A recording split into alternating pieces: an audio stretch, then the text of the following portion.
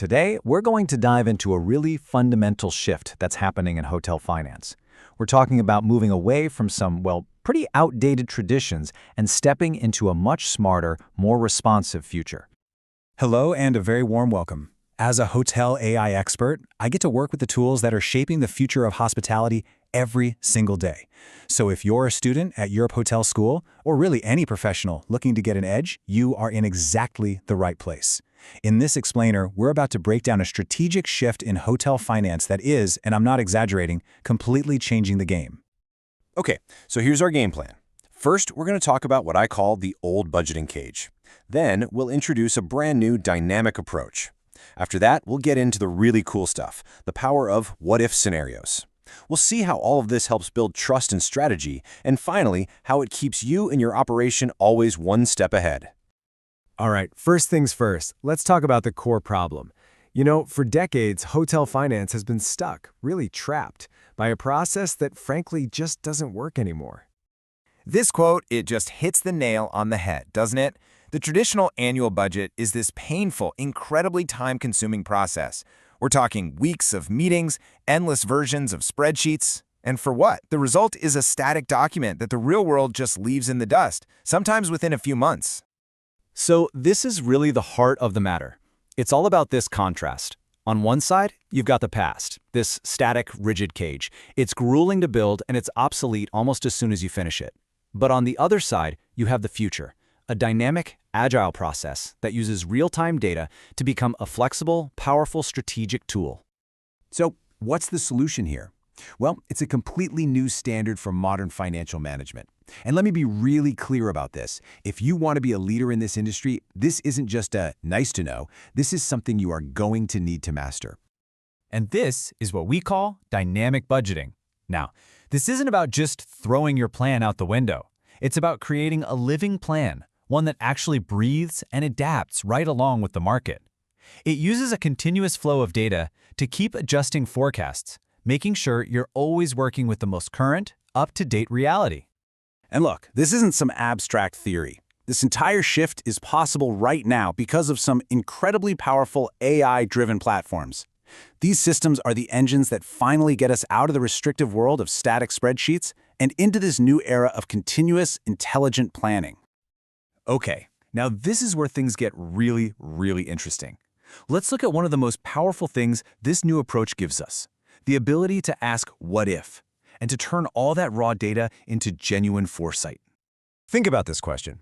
This is not some academic exercise. This is a real-world, everyday question that a hotel controller has to deal with.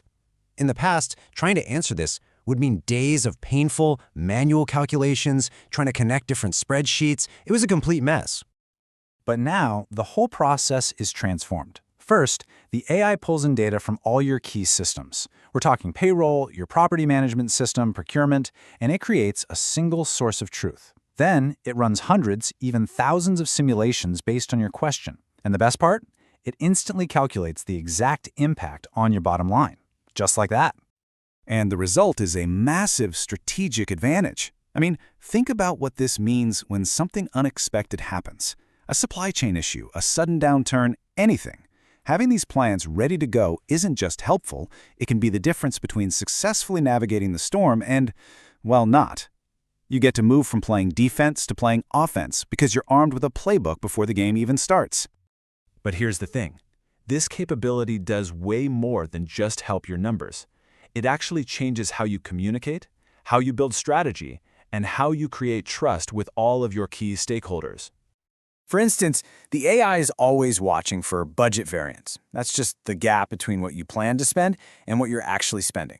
So if a department starts to creep over its budget, the system flags it right away.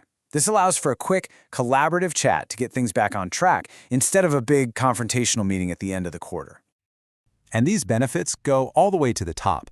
When you go into that meeting with owners and investors, you're not just presenting a single hopeful number anymore. Instead, you're showing them a whole range of possible outcomes based on different scenarios. That shows an incredible level of professional competence, and it builds the kind of transparency that is the absolute foundation of trust. So, let's bring it all home. The ultimate goal here isn't just to have a better budget. It's about securing the financial resilience of your hotel by making sure you are always one step ahead of whatever's coming next. This metaphor is just the perfect summary of everything we've talked about.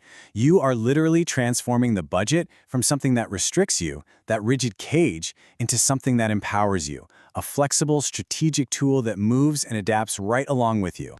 And that right there is the most crucial point of all. By automating all that simulation and tracking, you free up your leadership team to focus on what they should be focusing on: strategy.